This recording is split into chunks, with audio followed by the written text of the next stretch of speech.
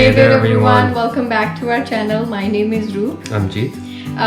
First of all, thank you so much for supporting us and showing your love. Please keep supporting us just like that, and please go ahead and do subscribe to our channel. So today's video is gonna be on K1 visa. K1 Fiance visa. Yeah, K1 Fiance visa. This is gonna be the video on the process, the whole process of K1 and the eligibility, that who can apply for K1 visa. तो आज की video के बाद भी as we did for Sia 1-2, this is also gonna be the videos in series, and so please go ahead, make sure that you are leaving your comments जो भी आपके concerns है regarding K1 visa, so that we can address all of your questions in our next video. Yeah, so let's just quickly jump into the video. And again, I just wanted to say that this is not our personal experience, unlike Sia 1 visa. So this is the experience we gained from our friends and family members, and from of doing course our own the research. Yeah, so if you have any questions, please make sure कि आप इस video के comment section में डाल दीजिए अगर इस video के process के बिना भी कोई K1 related questions हैं, so that हम next video में उनको address कर सकें. So let's just quickly jump into the video.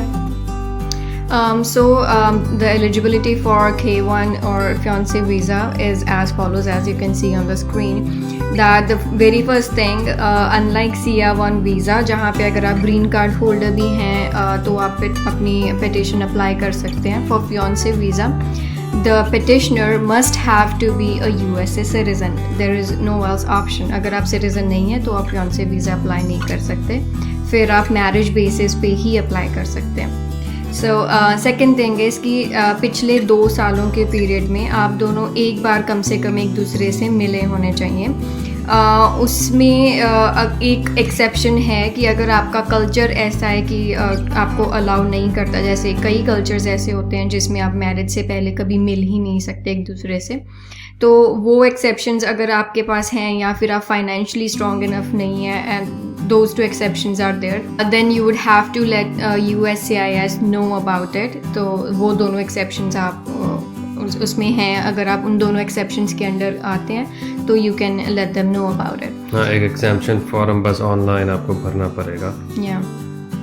Third आता है legally free to marry in USA, कि अगर आपकी पहली शादी हो चुकी है या अभी आपका डिवोर्स नहीं हुआ या कोई भी और कंडीशंस हैं, आप लीगली USA में अगर मैरिज करनी है आपने दूसरी, तो उसके जो भी लॉ हैं उसके अंडर आप क्लियर होने चाहिए कि उन लॉज को आप फुलफ़िल करते हैं. तो मतलब बेसिक यही होता है कि अगर आपकी पहली शादी हो रखी है कहीं, वहाँ पे आपका डिवोर्स हुआ है, तभी आप एलिजिबल हैं for your second wedding. You all guys know about it.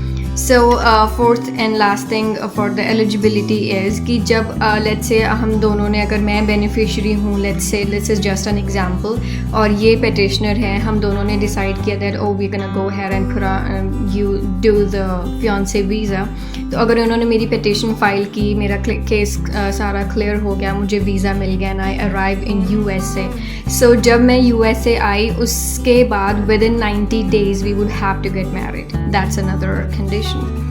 So after the eligibility things, the whole process, what's the whole process? So the process is for the very first thing is there is the petitioner will fill a form which is I-129F. तो वो मैं जैसे alien fiance हूँ, तो वो जब ये मेरे लिए मैं बेनिफिशरी हूँ, तो petitioner will put a file or petition a file for the beneficiary. The form is I-129F. It's just like all other forms, तो वो आपको fill करना पड़ेगा. उसके बाद एक I-129F का सप्लीमेंट फॉर्म होता है. उसमें क्या होता है कि एक पर्सनल स्टेटमेंट ऑफ रिलेशनशिप आपको देनी पड़ती है, एक पेज पे पूरे पे लिख के कि मैं एक लिखूँगी, एक ये लिखेंगे कि that what our relationship is. तो वो एक सप्लीमेंट हो जाता है कि हम कैसे मिले, कहाँ मिले, जो भी है वो आपको अपना एक स्टेटमेंट देना पड़ता है. मैं अपनी दूंगी, ये अपनी देंगे, और मेक श्योर कि आप उससे साइन भी करेंगे और डेट भी करना है. और उस पर एक डेट, जो जिस डेट पे आप लिख रहे हो उसे, वो डेट भी वहाँ पे मेंशन करेंगे. फिर उसके बाद आता है एक लेटर और statement of intent to marry. कि मेरी इंटेंशन है that I really want to marry him, वैसा मैं एक हैंड रिटन फॉर्म पूरा पेपर एक जैसे हम ऐसे लिखते थे यार इंडिया में, वैसे एक पूरा ऐसे जैसे आपने लिखना हो, किसी को लेटर में लिख के बताना हो कि मेरी इंट्यूशंस में मैं रखती हूँ intention that I really want to marry him, वैसे ही ये भी एक लेटर और स्टेटमेंट लिखेंगे जिसमें he will show his intentions कि that yes I do want to marry her. So that again will be hand written and वो भी आपका पर्सनली साइन किया होना चाहिए। मेरा लेटर मैं साइन करूँगी, इनका लेटर ये साइन करेंगे। Then after that there are few supporting documents. और उसका पहला है ये है कि फ़ोटोज़। सो जब भी आप करते हैं, आप जो भी फ़ोटोज़ आप जहाँ भी जाते हैं एक दूसरे के साथ, अपने दोस्तों के साथ या अपनी फैमिली के साथ, वो सब पिक्चर्स की आप एक कॉपीज़ उनको कर लेना, और वो ज़रूरी है। और उसके बाद जब भी पटिशनर बेनिफिशरी को जाके फॉर एग्ज़ाम्पल हम कहते हैं इंडिया मिलन जाएंगे मिलने के लिए, तो उसकी प्लेन टिकट या बोर्डिंग पास अगर आप रख सकते हैं तो उनको ज़रूर रखिएगा। या मेक श्योर आप रखिए ही रखिए, इट्स नॉट अ कंडीशन कि अगर आप रख सकते हैं या नहीं, हाँ उसकी फ़ोटो कॉपीज आपके पास होनी चाहिए। व्हाट ही मेंट वाज कि अगर आप ओरिजिनल रख सकते हैं that will be even better. But आप जो भी हम डॉक्यूमेंट्स यहाँ पे बता रहे हैं, जितने भी डॉक्यूमेंट्स आप अगर अप्लाई कर रहे हो तो उन सभी डॉक्यूमेंट्स की 2-2 3-3 ज़ेरॉक्स कॉपीज़ करवा के हमेशा अपने पास रखिए।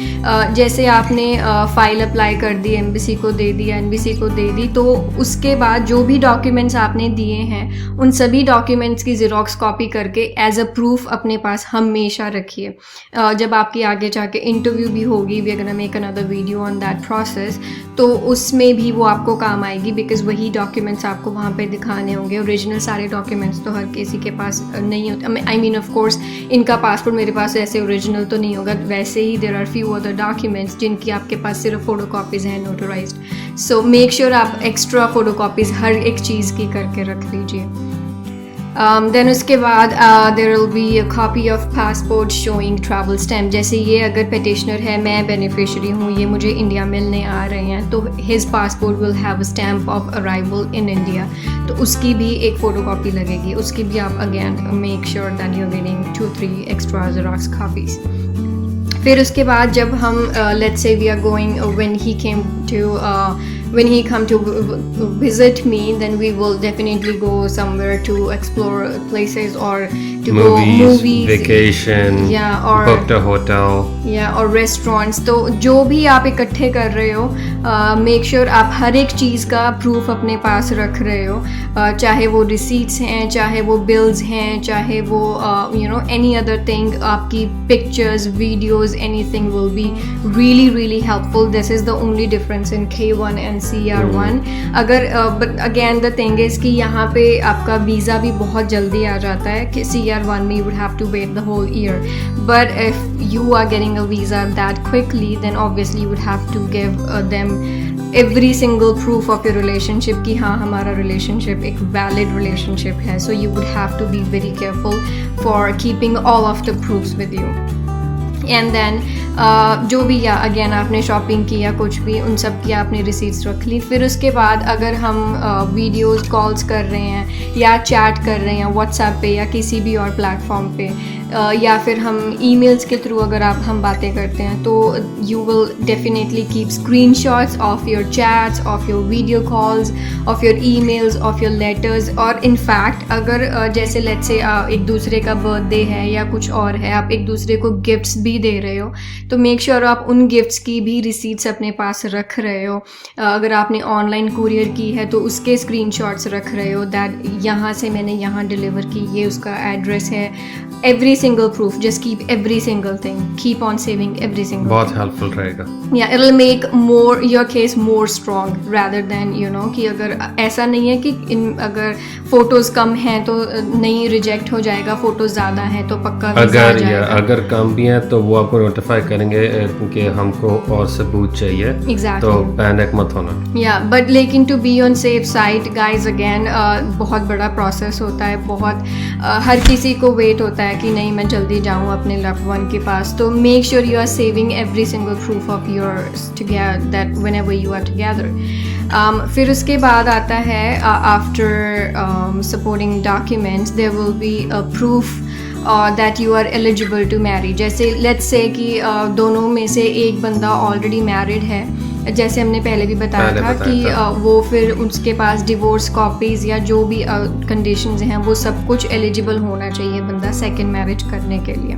अगर वो पहले उनकी शादी हो चुकी है तो वो आपको भेजना पड़ेगा कि हाँ डिवोर्स हुआ है और या एवरीथिंग। सो उसके बाद आपको जो पिटिशनर है उसकी यूएस सिटीजनशिप का भी प्रूफ देना पड़ेगा that he is actually a US citizen. So उसके लिए बर्थ सर्टिफिकेट या अगर आपका जन्म यूएस में नहीं हुआ तो आपका नेचुरलाइजेशन फॉर्म, या वो दैट विल बी हेल्पफुल। फिर इसके बाद एक पासपोर्ट साइज़ पिक्चर, तो वो जैसे भी हम कोई भी वीज़ा अप्लाई करते हैं उसमें जैसी हमारी वीज़ाज़ के लिए वाइट बैकग्राउंड वाली पासपोर्ट साइज़ पिक्चर होती है दैट विल वर्क। एक इनकी होगी एक मेरी होगी, बट फिर again for the safe side keep extras with you and send them in fact instead of 1-2 extra.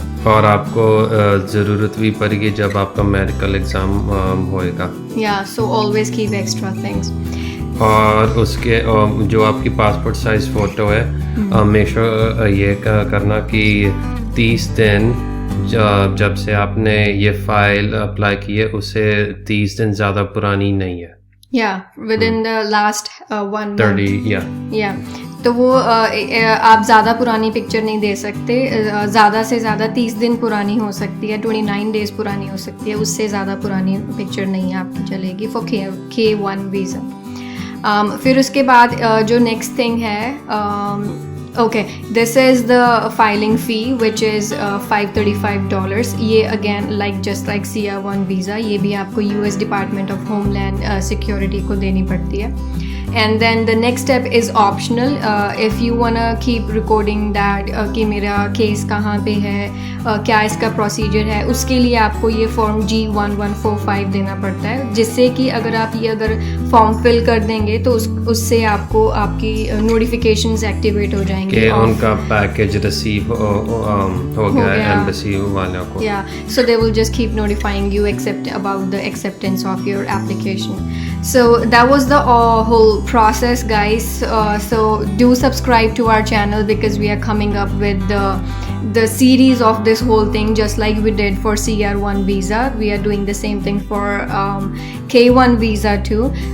ये तो सिर्फ एक प्रोसेस है कि आप कैसे अप्लाई कर सकते हैं, क्या एलिजिबिलिटी है, पूरा कैसा है कैसा नहीं है, लेकिन इसके बाद हम आपको डेफिनेटली बताएंगे ये सारे डॉक्यूमेंट्स इन डिटेल। और अगर आपके और भी कोई क्वेश्चंस हुए तो go ahead and ask us those questions so that हम अपनी नेक्स्ट वीडियो में उन्हें भी ले सकें, अपनी वीडियो में कंप्लीट कर सकें। So that will be it from for today, and make sure you're subscribing to our channel. Please.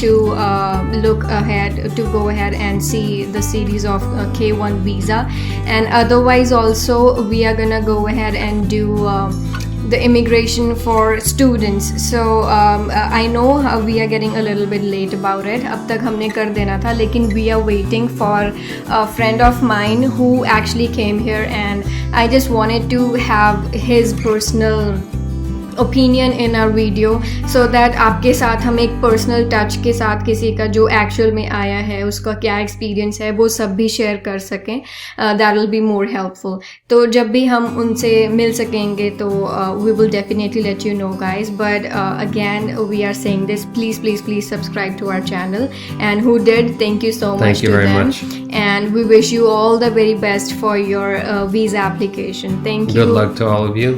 Yeah, and lots of love from us to you. सारे हम सारे बोलों प्यार भरी सत श्री अकाल, and spread the smile always. Bye bye.